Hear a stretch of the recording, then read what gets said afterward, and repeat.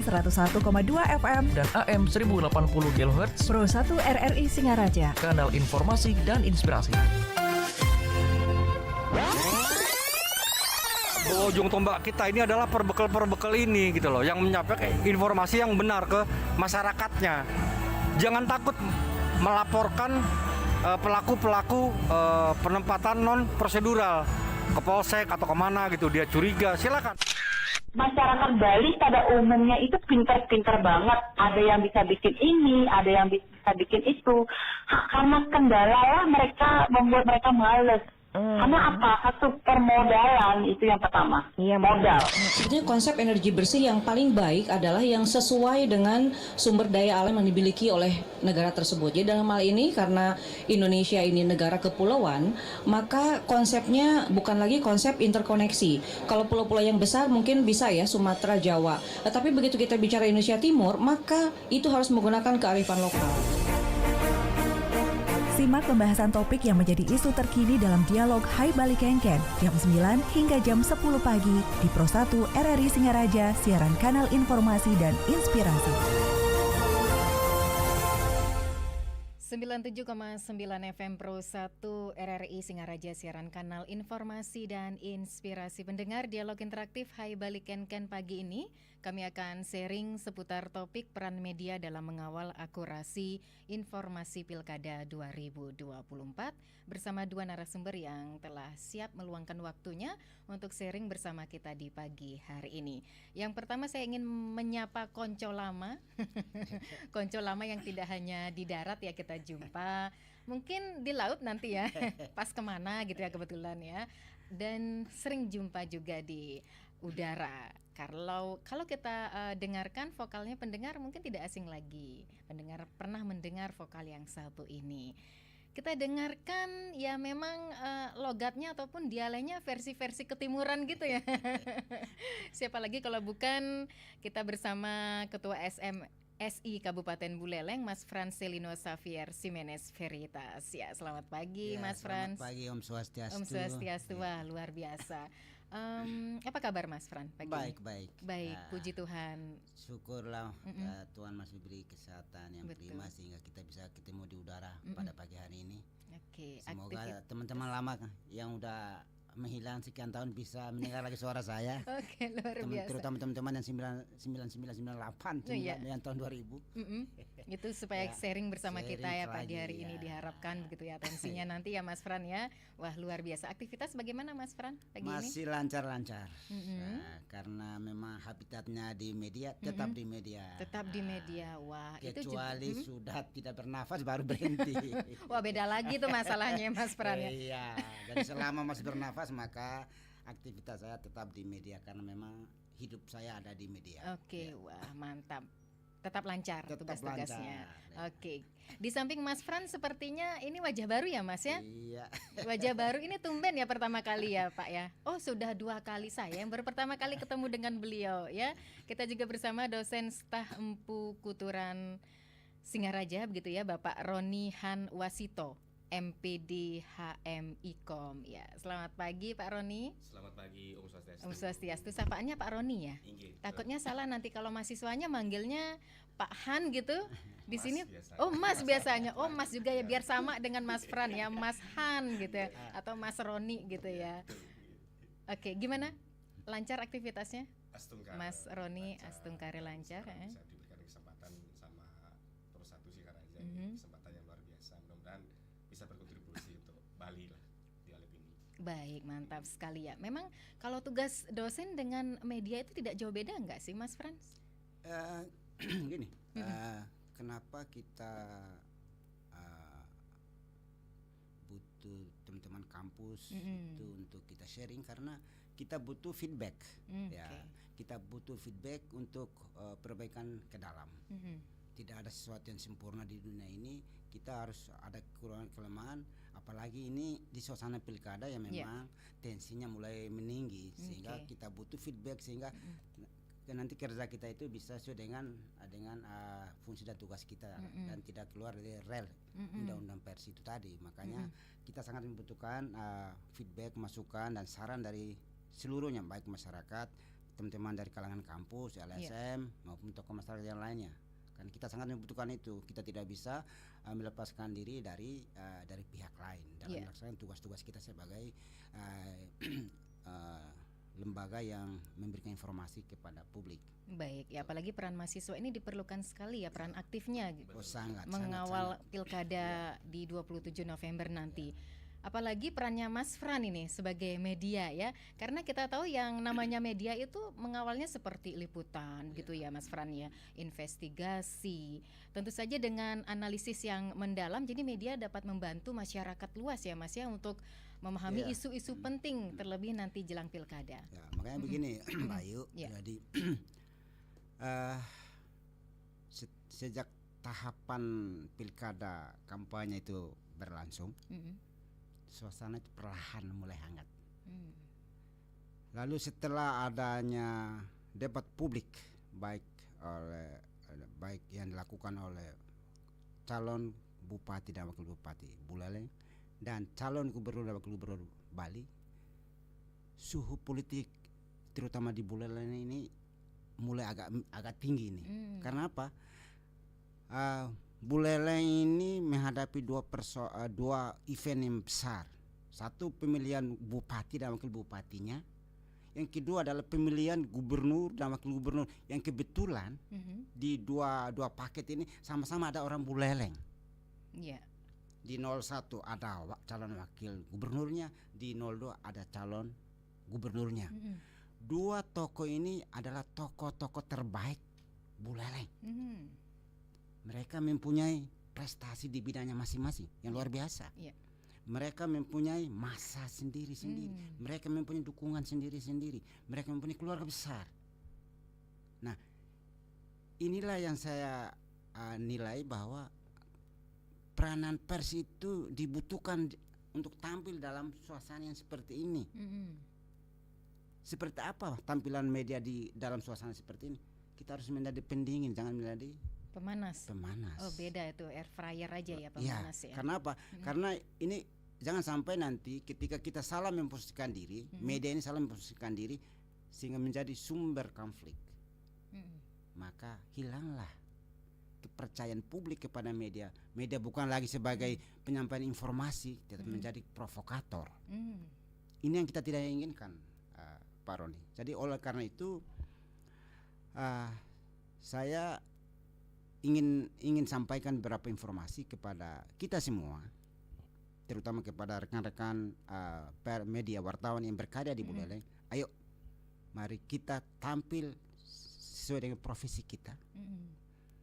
Kita tampil sebagai media yang bisa memberikan informasi kepada semua pihak. Pasti kita tidak bisa memuaskan, tetapi kita bisa memberikan informasi sesuai dengan syarat-syarat pemberitaan, sehingga kita tidak menimbulkan efek-efek atau tidak menimbulkan riak-riak yang akan menimbulkan hal-hal yang justru mengganggu kelancaran pemilihan bupati dan pemilihan gubernur di Buleleng dan di Bali ini. Itu yang menjadi poin kita supaya apa? Karena dalam perkembangan ini saya melihat ya mulai terjadi hal-hal yang memang walaupun tidak secara terbuka, tetapi mulai terjadi hal-hal yang kurang baik bagi citra itu kira-kira pers seperti apa? Pers di Buleleng. Satu begini,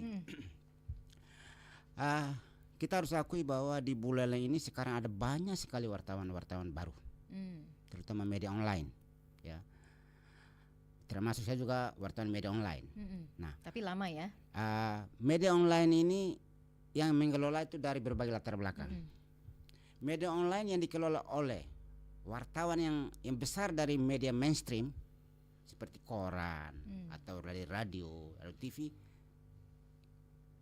itu berbeda kualitasnya daripada media online yang dikelola oleh orang yang tidak punya latar belakang jadi wartawan tapi dia mengelola media. Apalagi orang yang bersangkutan tidak pernah membaca undang-undang pers, tidak pernah membaca kode etik jurnalistik, sehingga dia lebih dia terlena dengan posisi sebagai wartawan. Dia bisa melakukan apa saja yang justru mencederai citra media itu sendiri.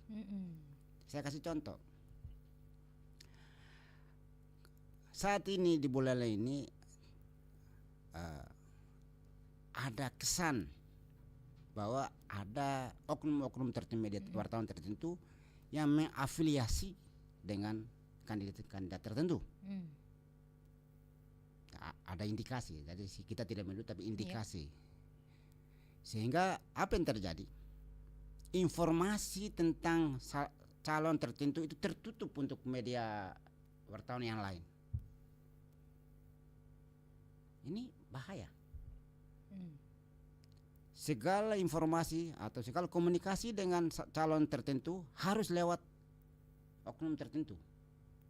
Semestinya tidak harus seperti Semestinya itu tidak ya boleh. Mas ya. Okay. Karena kita sebagai wartawan, kita harus berada di mana-mana. Kita ada di mana-mana tapi tidak kemana-mana. Artinya apa? Saya bisa menulis berita tentang semua calon bupati dan calon gubernur yang ada, tetapi saya tidak mendukung salah satu sebagai profesi wartawan. Itu yang saya maksudkan. Saya ada di mana-mana tapi saya tidak kemana-mana. Tetapi kadang-kadang sekarang dalam fakta realitas yang ada sekarang, ada indikasi bahwa ada teman-teman kita yang ada di mana dan ada di mana dan ada untuk di situ. Nah, inilah yang saya ingin ingatkan kita semua, terutama rekan-rekan semua yang ada di Buleleng ini. Mari kita kembalikan marwah pers, kembalikan citra pers ini sebagai media informasi, sebagai lembaga yang dipercaya oleh publik untuk memberikan informasi tentang segala aktivitas publik yang di sini. Terutama sekarang dalam tahun politik, dalam tahapan pilkada ini, kita memberikan informasi yang akurat kepada masyarakat sehingga menjadi referensi bagi mereka untuk menentukan pilihan, untuk menilai para kandidat itu. Jangan sampai kita malah menjadi duri dalam daging yang justru merusak pesta demokrasi ini. Mari kita menjadi pengawal demokrasi yang baik dengan menyajikan informasi-informasi yang benar, yang akurat. Akurasi itu adalah roh dari sebuah berita. Akurasi itu adalah taksu daripada sebuah berita. Ketika sebuah media menginformasikan berita-beritanya akurat, maka dia akan mendapat kepercayaan yang luar biasa di publik. Tetapi sekali berita yang tidak akurat, maka jangan salahkan publik ketika Anda akan mendapat hukuman sosial berupa publik itu akan memboikot atau tidak membaca berita Anda. Nah, kira-kira seperti itu Mbak Yu, sehingga saya berharap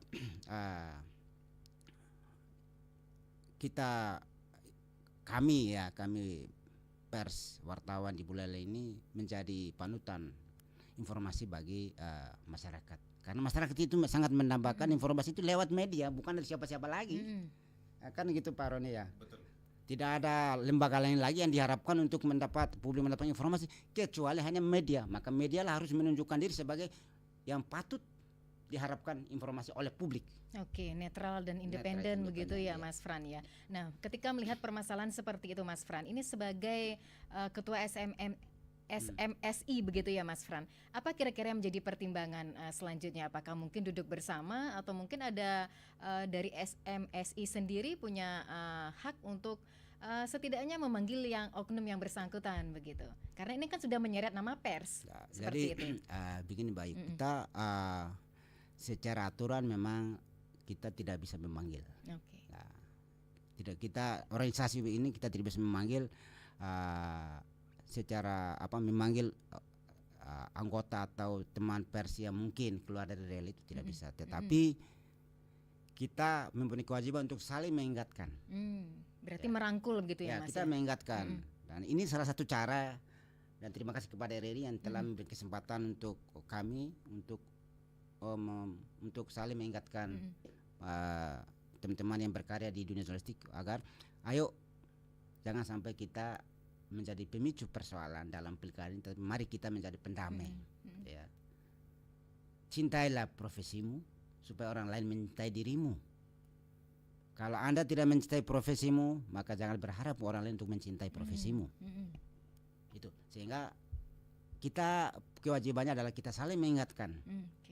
Dan ini salah satu cara supaya kita tetap membutuhkan dia sebagai media informasi yang benar, yang tepat, yang akurat itu tadi. Nah, sehingga pesta demokrasi ini berakhir dengan baik dan kita pun mengakhiri dengan berita yang baik di saat setelah masa pencoblosan nanti gitu. Iya, apalagi memang peran media ini kan sangat penting begitu ya perannya Mas ya untuk mengawasi jalannya pilkada nanti. Jadi peran media ataupun pers itu bertugas untuk memastikan bahwa di pilkada nanti semua aturan itu sesuai dengan aturan yang berlaku begitu ya. Kita memposisikan diri begitu Mas. Jadi kita memberitakan, menginformasikan apa adanya. Itu yang namanya akurasi berita, apa adanya. Jadi kita tidak membuat-buat, tidak membuat berita hoax. Tuh. Karena apa? Ketika sebuah berita yang tidak akurat ada dua dampak. Bisa berdampak hukum, ya, bisa berdampak hukum positif, atau bisa berdampak pada hukum sosial. Hukum sosial itu adalah kredibilitas publik. Itu jauh lebih parah daripada hukum positif. Kalau Anda di penjara mungkin 1 bulan 2 bulan keluar, tapi hukum sosial itu seumur hidup. Oh, France ternyata begitu. Itu orang akan diingat terus, France itu jelek akan diingat terus itu. Itu hukum sosial itu. Itu jauh lebih berat daripada hukum positif. Nah, oleh karena itu jangan sampai kita yang sudah sekian lama berkarya di dunia jurnalistik hanya hancur dalam 1 detik hanya gara-gara salah kata, salah tulis. Itu. Saya kira itu Mbak Ayu nanti supaya nanti mungkin Pak kita juga ingin masukan dari Pak Roni dan teman-teman dari kampus. Kali itu menjadi feedback bagi kita. Mari kita sama-sama mengawal, mengawal pilkada ini juga, dan kami juga berharap publik juga mengawal kami agar kami tetap on the track dalam menjalankan tugas-tugas kami sebagai media informasi. Itu Mayu. Baik, terlebih untuk jurnalistik sendiri ya, Mas Fran, ilmu jurnalistik kan di kampus-kampus juga sudah diberlakukan begitu ya, Mas Roni ya. Apakah di Stah Negeri Empu Kuturan juga seperti itu? Bagaimana antusiasme dari mahasiswa-mahasiswi yang ada di Stah terkait dengan pilkada nanti di 2024? Ya, terima kasih. Ya. Jadi agak dekat dengan mic-nya ya, Pak, Mas. Jadi kalau Pak Frans tadi bicara banyak mengenai kode etik jurnalistik. Nah, saya sebagai seorang akademisi di sini tugas saya sebenarnya hampir sama. Jadi mengedukasi mahasiswa terkait dengan pilkada 2024 ini. Ada beberapa hal yang mungkin menjadi pokok kunci daripada mahasiswa, terutama sebagai publik juga kan. Kadang-kadang mahasiswa tidak bisa membedakan antara media dan media sosial gitu. Jadi disamakan. Dan sekarang justru malah berbanding terbalik, orang mencari informasi melalui media sosial. Kalau media sosial itu kan itu hanya sebatas informasi yang didapatkan bukan melalui proses jurnalistik ya. Tidak ada verifikasi, kemudian langsung disebarkan begitu saja. Beda dengan berita atau informasi yang disebarkan oleh media. Bagaimana di sana ada proses jurnalistik, kemudian ada proses reportase, kemudian ada verifikasi. Ketika sudah di ACC barulah dipublikasikan. Ini yang kadang-kadang mahasiswa kami atau publik tidak tahu bagaimana harus bisa membedakan antara media sosial dan media informasi dan berita gitu. Nah, kalau saya sebagai seorang dosen, bagaimana kami selalu ingin memberikan informasi atau mengedukasi mahasiswa dengan yang benar. Jadi kami sering mengadakan beberapa kegiatan literasi digital. Artinya apa? Bagaimana kami melatih mahasiswa kami untuk menggali berita, mencari informasi melalui platform-platform yang memang sudah benar. Kalau mencari informasi melalui pilkada ya di KPU seperti itu. Kalau memang mencari informasi mengenai kesehatan ya berarti di platformnya Dinas Kesehatan seperti itu, bukan melalui media sosial seperti TikTok dan sebagainya. Itu yang kami tegaskan kepada mahasiswa.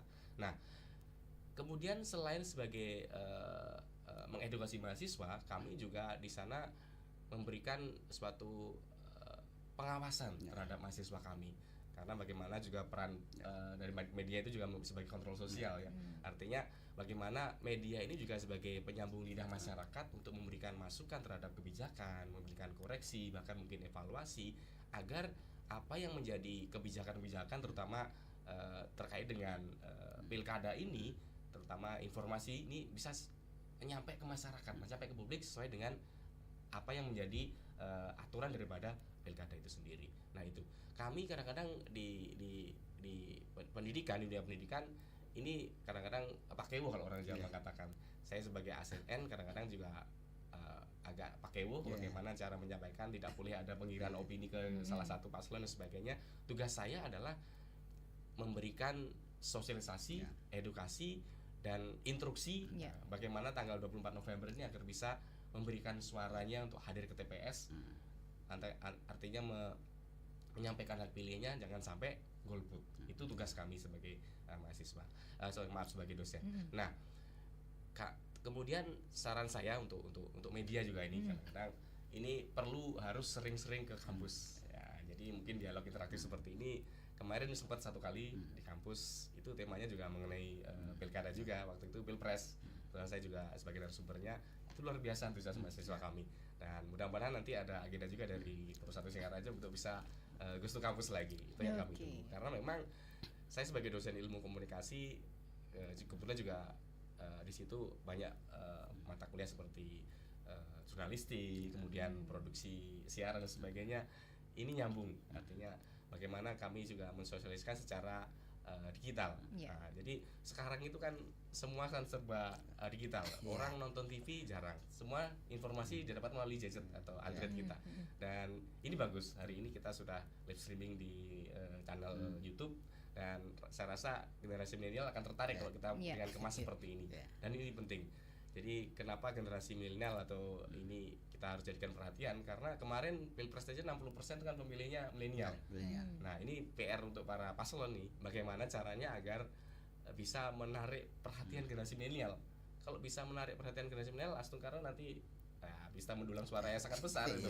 Jadi kalau orang yang mungkin generasi yang menengah atau yang sudah umur kan jarang kita mendapatkan informasi itu secara, mungkin informasi didapatkan secara gedok tular dan sebagainya, dari lisan ke lisan. Tapi kalau anak muda ketika melihat sesuatu di media sosial, kemudian itu halnya positif, apalagi itu kaitannya dengan program misalnya masalah satu paslon, ini akan tertarik untuk ikut andil dalam pilkada nanti. Mungkin itu dulu. Ya, penekanan seperti apa Mas Roni ini selaku dosen disampaikan kepada mahasiswanya mungkin dalam menyukseskan pilkada nanti? Ya, kami selalu menyarankan untuk selalu aktif dalam di media sosial, bagaimana kita harus selalu memfilterisasi informasi-informasi, jangan mudah terlalu terprovokasi. Kemudian di sana juga kita juga menyarankan untuk selalu mencari informasi pada kanal-kanal yang sudah benar. Terus kemudian jangan lupa nanti ketika sudah mendapatkan hak untuk suara, untuk menyalurkan suara, ya hadir ke TPS untuk tidak golput seperti itu. Terus kemudian karena mahasiswa ini kan sebagai tombak ya, generasi penerus, jadi jangan sampai kita menjadi namanya korban daripada provokasi, apalagi korban politik dan sebagainya, karena beda pilihan kita jadi artinya berseteru dengan teman, konflik dengan lingkungan, bukan seperti itu. Jadi beda pilihan boleh, tetapi yang namanya hak suara harus tetap tersalurkan, dan tujuan siapapun yang terpilih harus kita dukung seperti itu. Oke, berarti sudah disosialisasikan sedemikian rupa. Betul, khususnya bagaimana ataupun sejauh mana peran sebagai mahasiswa untuk menyukseskan pilkada di 2024 nanti. Sepertinya Mas Fran juga bukan saja profesinya sebagai pers ya, di kampus juga ini sepertinya ya memang punya tugas untuk memberikan edukasi dan sosialisasi tentang jurnalistik. Jadi ada yang menarik dari yang disampaikan oleh Pak Roni tadi, masalah sekarang ada, saya juga sering kritik, ada beberapa teman, dan sering juga saya ketika ada undang pertemuan di Bawaslu, KPU sering ngomong bedakan antara medsos dengan media online. Ya, kalau medsos Anda kritik, medsos itu adalah status yang Anda tulis langsung di dalam di Facebook atau di dan sejenisnya itu. Tetapi kalau yang namanya produk jurnalistik itu adalah link yang dikirim lewat medsos.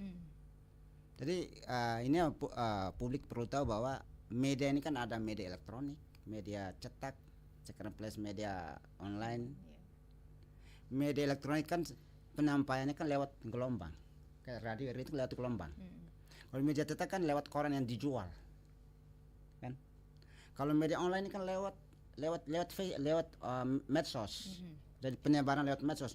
Lalu apakah tulisan itulah yang di share atau apanya ya, link beritanya di share, itu baru namanya produk jurnalistik. Kalau ada tulisan mentahnya Anda share di situ, itu bukan berita. Maka ketika ada sengketa, ketika ada orang memprotes itu, maka Anda akan kena undang-undang ITE, bukan undang, tidak dipakai undang-undang pers. Kalau yang dikirim lewat medsos, Facebook dan sejenisnya itu adalah link berita, maka ketika ada sengketa, maka digunakanlah undang-undang pers nomor 40 tahun 99. Itu produk jurnalistik, maka bisa dibela oleh organisasi profesi. Tapi kalau Facebook yang di share itu bukan link berita, maka itu ranahnya kalau ada persoalan, maka linknya adalah ke undang-undang ITE. Nah, satu lagi yang sekarang menjadi agak ambigus itu ada wartawan yang baru-baru antara YouTube dengan TikTok. Maka saya sering katakan, sering menyindir teman-teman bahwa ini banyak wartawan TikTok. Kenapa? Dia ambil gambar itu, ambil video itu dari awal acara sampai akhir acara. Tapi yang dibikin bukan YouTube-nya, itu beritanya, tetapi TikTok. Ketika Anda bikin di TikTok, maka ketika ada persoalan, maka itu bukan ranah jurnalistik. Itu bukan produk jurnalistik. Tetapi kalau Anda sudah muat di YouTube media, baru Anda share lewat TikTok, maka itu adalah media jurnalistik. Itu adalah produk jurnalistik. Baik, ketika ada persoalan, orang itu bisa kita bela di situ. Berarti harus bisa membedakan. Jadi gitu share ke TikTok itu setelah Anda muat di YouTube-nya media itu. Kan ada labelnya. Kalau ada di YouTube-nya, kan ada kriteria pembuat berita itu. Baru di-share ke situ. Itu adalah produk jurnalistik. Tetapi Anda langsung bikin di TikTok, itu bukan produk jurnalistik. Maka ketika ada persoalan, maka itu bukan ada di ranah undang-undang pers itu. Okay. Nah, sering ada teman-teman karena hanya mengejar viewer, kecepatan ingin, saya biar berita saya cepat dibaca, dia abaikan kode etik jurnalistik, dia abaikan syarat-syarat penulisan sebuah berita, syarat-syarat membuat sebuah video berita, sehingga larinya ke TikTok. Hebat saya. Dalam 10 menit sudah sekian ribu loh nonton. Tapi dia lupa bahwa dia telah melanggar kaidah-kaidah pembuatan sebuah video berita. Mungkin itu yang membuat mindsetnya agak berbeda begitu ya. Karena ketertarikan supaya banyak viewersnya gitu ya, Mas Fran ya. Baik. Ya, ini mesti perlu diberikan edukasi setiap harinya, Mas Fran. Ini selaku ketua SMSI gitu ya. Siap, saya kapan saja boleh. Maka saya juga tertarik dengan tawaran Pak Roni tadi. Kapan lahir kita sama-sama kerjasama dengan SMSI, kita kita roadshow ke kampus-kampus atau ke sekolah-sekolah tingkat SMA, karena edukasi itu sangat penting. Kan dalam kehidupan masyarakat modern ini peranan media sangat penting, karena mereka informasi yang mereka butuhkan harus itu dari media. Maka kita perlu edukasi bagaimana hak mereka. Kalau ada berita yang tidak berkenan dengan mereka, apa yang harus mereka lakukan? Apakah mukul wartawannya atau apa? Tidak, ada hak jawabnya sesuai dengan pasal 5 di Undang-Undang Pers, menggunakan hak jawab, hak klarifikasi. Nah, itu yang perlu kita edukasikan. Mungkin Pak Roni nanti itu juga kita dibantu di sana, teman-teman mahasiswa, karena saya tahu di UM Pukuturan ada teman-teman di sana juga latar belakangnya wartawan, dosennya wartawan. Kita mohon dibantu di situ agar kita sama-sama mensosialisasikan ini kepada masyarakat supaya mereka paham mana haknya, mana kewajibannya, sehingga nanti jangan menanggap sebuah berita itu di luar jalur yang udah diatur oleh undang-undang itu. Jadi mohon bantuannya juga Pak Roni ya. Nanti kalau misalnya gimana, kalau mau ada acara talkshow begini, ayo kami dari SMSI Buleleng siap kok. Saya siap kapan saja. Karena ini untuk kepentingan publik, kita selalu siap. Nah, termasuk dari kalau mau ada acara, saya siap. Saya mau dikasih waktu seminggu sekali pun saya siap hadir di sini kok. Pendengarnya jangan sampai bosan ya dengar suaranya Mas Fran ya. Tapi dengan topik yang pasti berbeda-beda lah. Ya. Ini sepertinya pendengarnya nggak sabaran Mas Fran untuk sharing bersama kita pagi ini. Bagaimana kalau kita menyapa? Selamat pagi. Selamat pagi, dari Nanas ke Blitar. Cakep. Pak Dimas sudah nggak sabar. Papa Dimas sudah nggak sabar. Ya, ini ingin menyampaikan tentang apa, Papa Dimas? Ada akademisi, Pak Roni selaku dosen, ada Mas Fran selaku pers atau media, ketua SMSI. Silakan. Selamat pagi, Pak narasumber. Selamat pagi. Selamat pagi, Pak. Hari Jumat Desa Runung. Salam sehat, salam tangguh. Iya. Saya cuma memberikan saran dan masukan buat generasi milenial ini. Tadi Bapak menyampaikan itu dalam hal pemilu ya. Saya sedikit saja, Pak. Mudah-mudahan generasi milenial ini bisa mendengarkan ya. Iya, sepertinya jauh ya suaranya Papa Dimas. Mohon mencari posisi yang bagus ya, supaya jelas didengar oleh kedua narasumber. Sekarang gimana?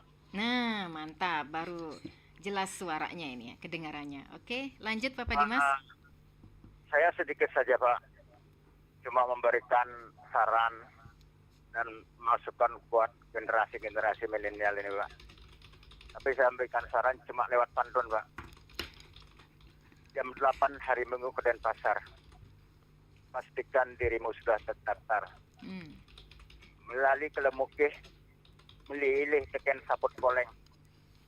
Mai mulih milih kebeleleng. Nah, itu harapannya.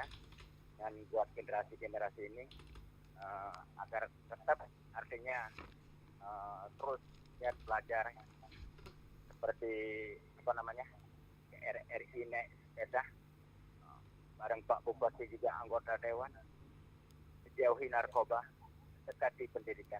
Terima kasih. Baik, terima kasih Papa Dimas. Mungkin Mas Fran terbesit nggak berbalas pantun dengan Papa Dimas? Ya ini yang menjadi dalam hidup saya beratnya ya di situ. Kalau masalah bikin pantun berat sekali. Jadi makanya dulu saya menghindari hal-hal itu. Tapi jadi ya mohon maaf saya tidak bisa berpantun, tetapi saya salut sama Pak Dimas ya.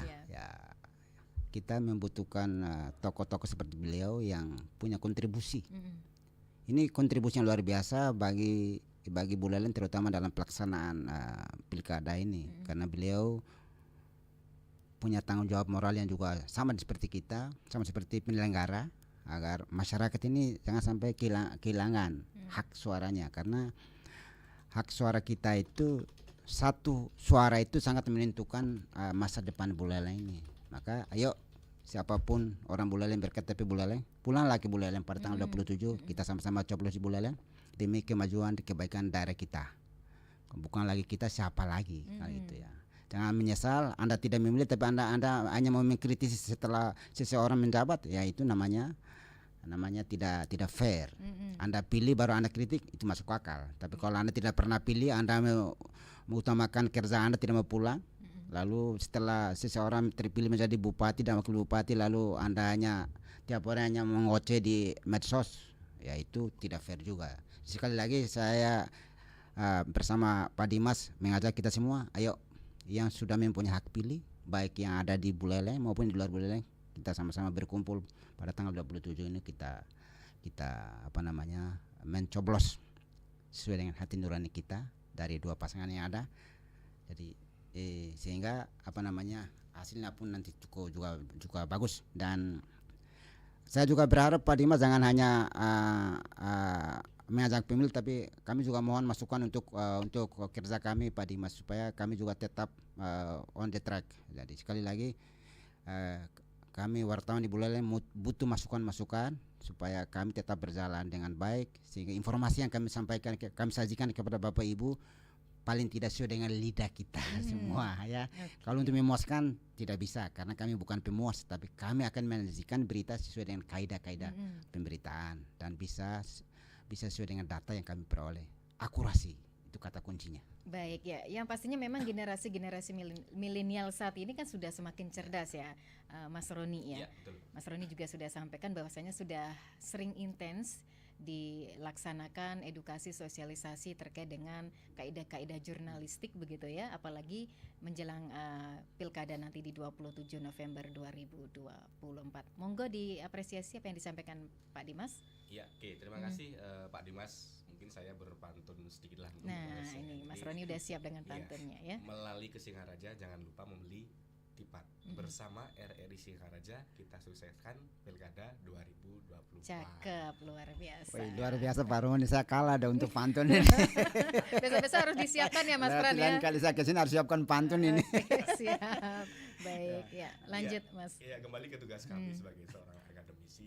Kalau kita bicara mengenai akurasi informasi, ini ada beberapa poin yang mungkin menjadi perhatian kami tegaskan ke mahasiswa kami.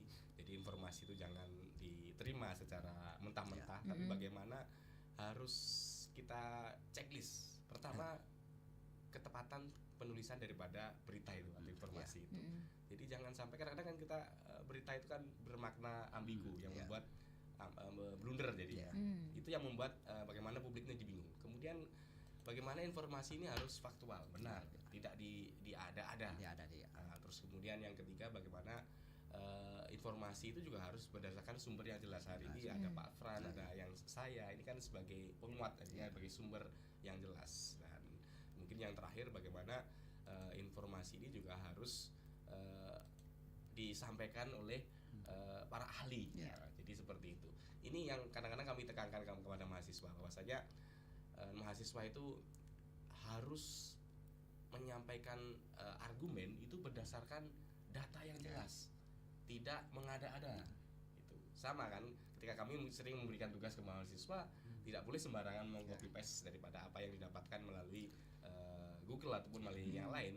Begitu pula, jadi kalau ada informasi juga harus diverifikasi dulu dari siapa yang berbicara, kemudian kapasitasnya apa, kemudian itu benar apa enggak, tidak langsung disebarkan.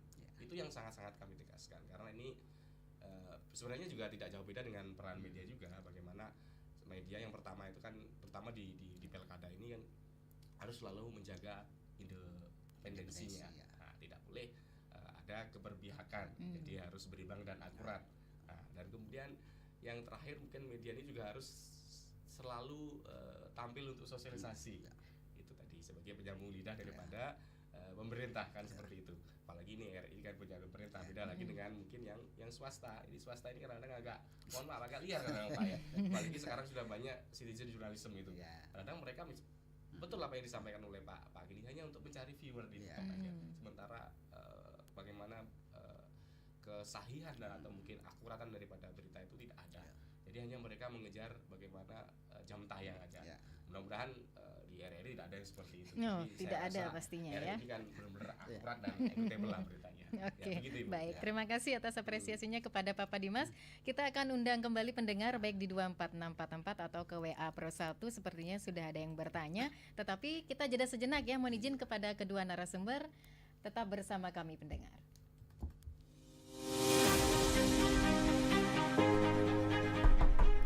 Dek, hello, Spada. Duh, kemana sih anak nih? Pasti tidur deh. Tuh kan, Dek, bangun deh. Apa sih, ganggu aja. Kamu tuh ya kebiasaan deh. Kan udah sering kakak bilang, kalau tidur tuh jangan sambil pakai headset. Mana isi di cas lagi. Ini lagi, colokannya numpuk gini.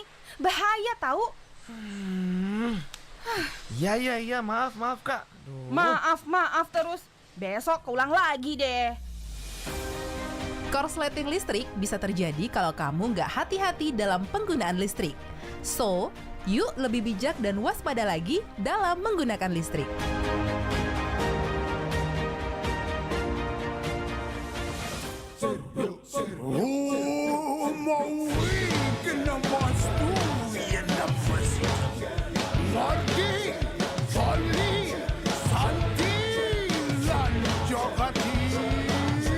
Tiba saatnya kita memilih 27 November tahun ini. Dengar kata hati, salurkan aspirasi. Suaraku, suaramu kan sangat berarti. Hei semangat Bali, lingang makin sarang sami. Masa depan Bali, memilih dengan nurani. Kita merawat demokrasi. Kita damai, kita peduli. Kita semua menjaga Bali. 24644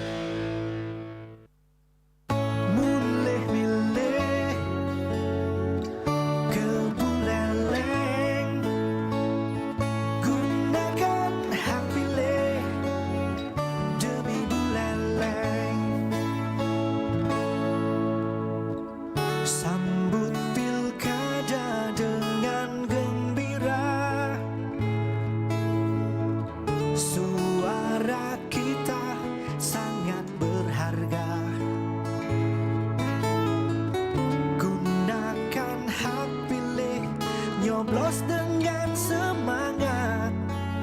Ingat hari Rabu 27 November 2024. Mulai milih ke Buleleng, gunakan hak pilih demi Buleleng. Mulai milih ke Buleleng, yuk nyoblos memilih pemimpin Buleleng. Sambut pilkada dengan gembira. Suara kita sangat berharga. Gunakan hak pilih, nyoblos dengan semangat. Ingat hari Rabu 27 November 2024. Mulai milih ke Buleleng, gunakan hak pilih demi Buleleng. Mulai milih ke Buleleng, yuk nyoblos memilih pemimpin Buleleng. Mulai milih ke Buleleng, gunakan hak pilih demi Buleleng. Mulai milih ke Buleleng, yuk nyoblos memilih pemimpin Buleleng.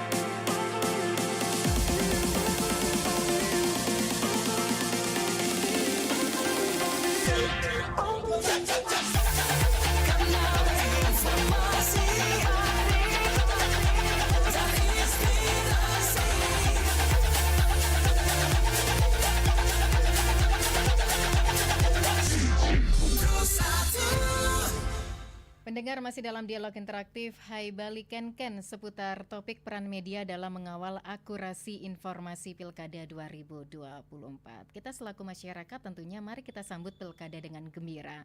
Seperti lagu tadi ya, mulih milih ke Buleleng, gunakan hak pilih demi Buleleng. Ya tadi juga harapannya seperti itu, salah satunya yang disampaikan oleh Papa Dimas ya. Kita kembali sapa penelpon di 24644. Selamat pagi. Selamat pagi, RRI Iya. Singaraja. RRI Singaraja, Pak Sudarsana. Iya, betul sekali, Baik, Mbak. silakan Pak Sudarsana. Selamat pagi, Om Swastiastu, Pak Pran. Selamat pagi, Om Swastiastu. Dari apa namanya? SMSI. Dari jurnalis Iya. dan juga Pak Roni dari Akademisi Staf Pekuturan ya. Terima kasih Bapak-Bapak telah hadir dari Singaraja, telah menyampaikan terkait dengan topik tadi yaitu mengawal pemilu kada serentak di tahun 2024 untuk menjaga agar pemilu kada berjalan dengan aman, lancar dan menghasilkan pemimpin yang terbaik. Sesuai dengan perbincangan tadi di mana harapan kami, mari kita semua mengawal, menjaga agar pemilu kada 2024 ini berjalan dengan lancar sesuai dengan harapan kita bersama. Di sini kami ada saran pada Pak Pran tadi, di mana peran jurnalis harus betul-betul diterapkan. Jangan sampai ada memprovokasi situasi pemilu ini, dan juga harus berpihak agar tidak berpihak ke salah satu calon. Harus betul-betul calon kita ini harus kita miliki semua. Dan juga kepada Bapak Roni, mari kita terus memberikan edukasi kepada mahasiswa-mahasiswa agar paham apa yang menjadi tujuan pemilu ini. Tentunya kita harus terus menjaga pemilu ini dengan baik, di mana parameter buleleng parameter politik di Bali ini perlu jaga, dan di mana buleleng ada 2 calon untuk pemilihan gubernur. Ini perlu sangat hati-hati kita menyikapi agar tidak terjadi hal yang tidak diinginkan. Sekian saja kami sampaikan, mudah-mudahan dengan interaktif ini masyarakat akan lebih paham apa itu demokrasi, yang tujuannya adalah memilih pemimpin-pemimpin yang terbaik, di mana calon-calon kita ini adalah pemimpin yang baik. Kita hanya memilih yang terbaik. Jangan sampai terjadi perselisihan-perselisihan di antara kita. Mari kita sikapi dan lakukan pemilihan dengan bijak. Sekian, terima kasih, kurang lebihnya mohon maaf. Baik, terima kasih Pak Sudarsana yang ada di Bakti Srage ya. Saya membacakan WA dari Pak Agus di Sudirman. RRI apakah masuk bagian PWI jurnalis sebagai pelayan komunikasi publik atau oknum stafnya ya bisa ke PWI? Lanjut, apakah RRI atau radio swasta boleh mengundang atau diundang paslon? Paslon menyampaikan visi misi sebagai program-program perlu dekat masyarakat luas lewat radio. Iklan-iklan boleh kena biayakah? Jika boleh di RRI dan radio swasta, apakah RRI membuka siaran khusus pilkada jam hari-hari tertentu begitu ya? Memang seluruh wartawan tidak hanya RRI itu sudah masuk PWI ya Mas Fran ya, termasuk Mas Fran juga. Iya. Sebagai pengurus PWI ya Mas Fran ya. Sebenarnya ada berapa organisasi profesi ya. Ya ada PWI, ada AJI. Kalau teman-teman di radio itu ada juga organisasinya. Ada IJTI untuk wartawan TV. Tetapi secara organisasi profesi yang tertua di Indonesia kan PWI. Saya udah masuk organisasi PWI itu sejak zaman Orde Baru. Jadi saya sekarang udah 34 tahun wartawan non-stop. 34 tahun jadi wartawan. Saya tidak pernah berpindah ke lain hati. Saya tetap di PWI. Gitu. Nah, jadi setiap wartawan di Republik ini berhak memilih salah satu organisasi profesi untuk menjadi anggota. Ya, bisa di PWI, bisa di AJI atau di organisasi lain yang ada. Jadi teman-teman di RRI, wartawan RRI untuk di Buleleng, teman-teman juga masuk di PWI dan ada masuk di pengurus PWI sebagai profesi wartawannya. Nah, mungkin saya juga sedikit sampaikan juga tentang SMSI. SMSI ini adalah organisasi pemilik perusahaan media online. Tapi bukan berarti kami hanya berkutat di bagaimana untuk membesarkan bisnisnya, tetapi kami juga punya tanggung jawab moral untuk membina memberikan pembinaan terhadap wartawan. Kami merangkul semua wartawan media online agar kita bersatu. Karena kecuali kalau kita sudah bersatu, maka semuanya bisa kita kerjakan sama-sama dan outputnya akan sangat bagus bagi masyarakat. Karena output kita adalah dinikmati oleh masyarakat, bukan kita. Sehingga kebersamaan itu perlu kita bangun. Baik saya di SMSI maupun saya di PWI, tetap kita selalu memang. Dan kita Buleleng ini juga punya organisasi wartawan lokal, yaitu Komunitas Jurnalis Buleleng, KJB. Betul. Kebetulan saya salah satu pendirinya. Nah, jadi di Buleleng ini cukup dinamis Pak Roni. Kita cukup dinamis. Kita teman-teman kita di media di sini kita cukup cair dalam berkomunikasi. Ya, kalau ada yang salah jalan, nah inilah saatnya kita hadir untuk ingatkan supaya mereka kembali ke rel, kembali menghargai diri sebagai seorang wartawan. Tetapi pada umumnya teman-teman di Buleleng cukup bagus. Kita saling sharing ketika ada persoalan, kita ada pilkada ini, kita juga sama-sama saling mengingatkan untuk dalam hal pemberitaan. Karena apa? Dua pasangan Bupati Buleleng adalah orang-orang terbaik Buleleng loh. Jangan salah bahwa 01 itu orang-orang yang memang punya pengalaman, orang figur terbaik. 02 juga begitu.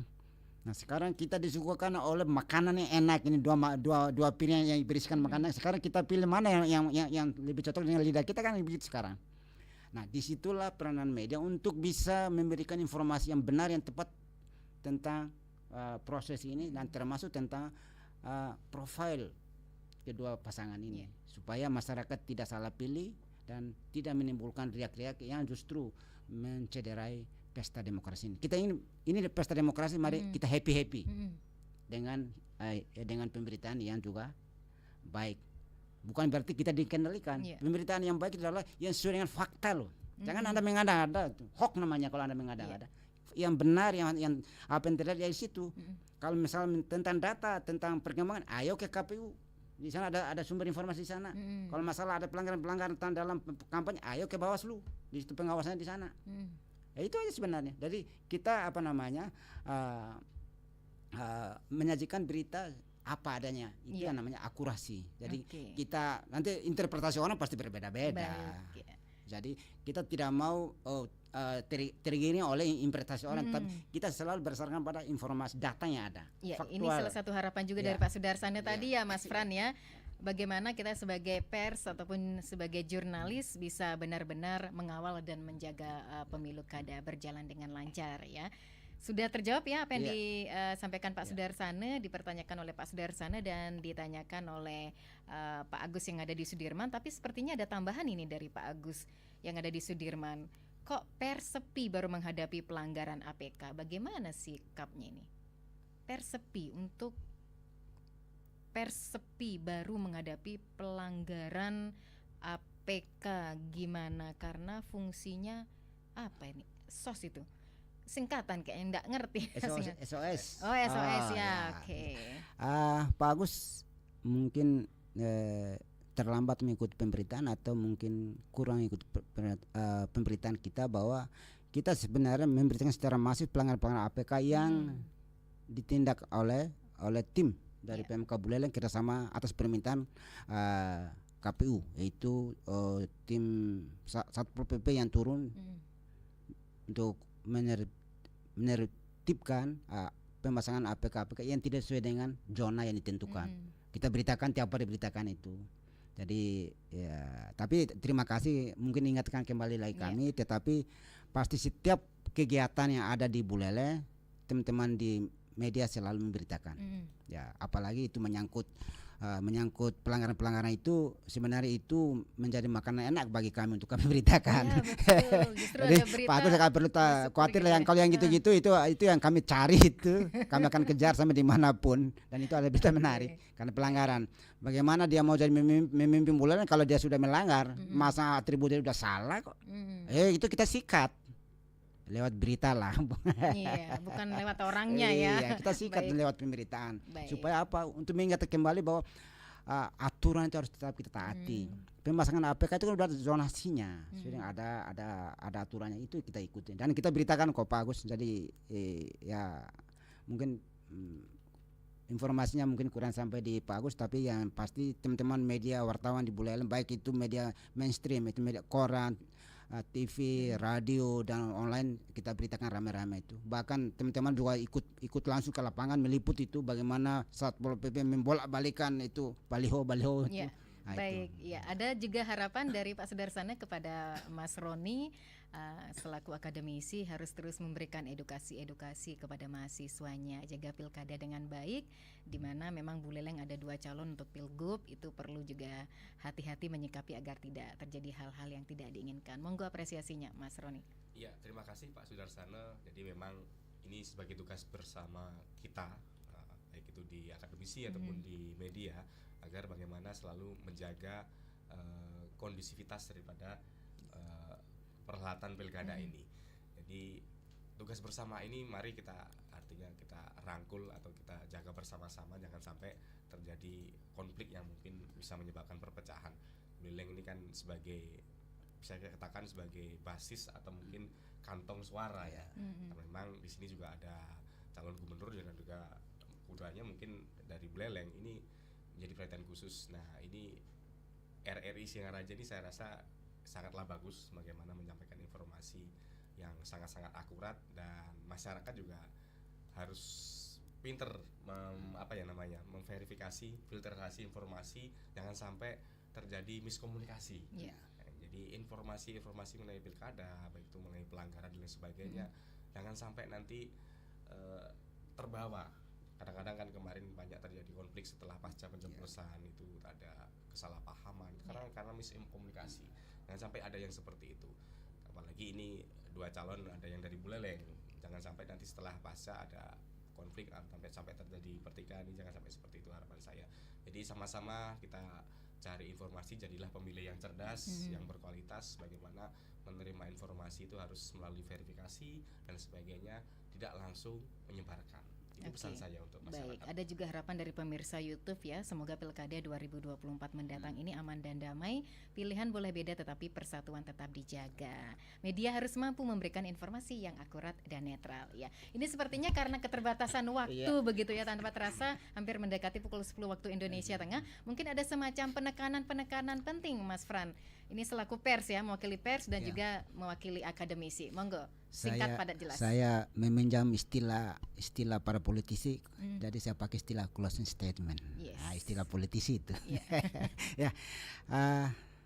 Saya hanya mau katakan bahwa teman-teman yang berkarya di dunia jurnalistik di Buleleng, ayo kita sama-sama mari dengan gaya kita masing-masing, tapi tanpa mengabaikan netralitas dan tanpa mengabaikan undang-undang pers. Kita kawal tahapan pilkada ini sampai pada akhir.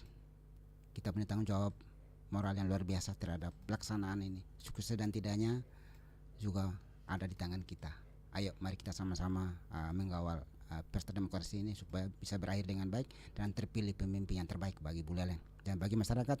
Ayo kasih masukan kepada kami dan kritiklah kami apabila kami ada yang keluar dari rel tugas-tugas kami sebagai jurnalistik. Terima kasih. Terima kasih Mas Fran atas closing statementnya. Silakan Mas Roni, singkat padat jelas. Iya, saya ingin menyarankan bagaimana hak pilih kita sebagai masyarakat tanggal 27 November 2024. Jangan lupa datang ke TPS, coblos pilihan sesuai dengan hati nurani Anda. Begitu aja. Baik, terima kasih atas waktu dan kesempatannya kepada kedua narasumber, di antaranya Mas Francelino Xavier Ximenez Verietas selaku Ketua SMSI Kabupaten Buleleng dan juga Mas Ronihan Wasito MPD HMIKOM selaku dosen Staf Negeri Empu Kuturan Singaraja sudah berkenan hadir dalam dialog interaktif Hai Bali Ken-Ken. Pagi ini seputar topik peran media dalam mengawal akurasi informasi Pilkada 2024.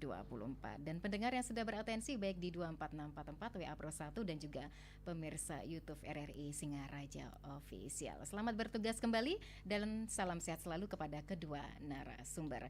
Demikian pendengar dialog interaktif Hai Bali Ken-Ken untuk edisi Selasa 12 November 2024. Terima kasih atas kebersamaannya dan sampai jumpa. 97,9 FM, 101,2 FM, dan AM 1080 kHz Pro 1 RRI Singaraja. Kanal informasi dan inspirasi.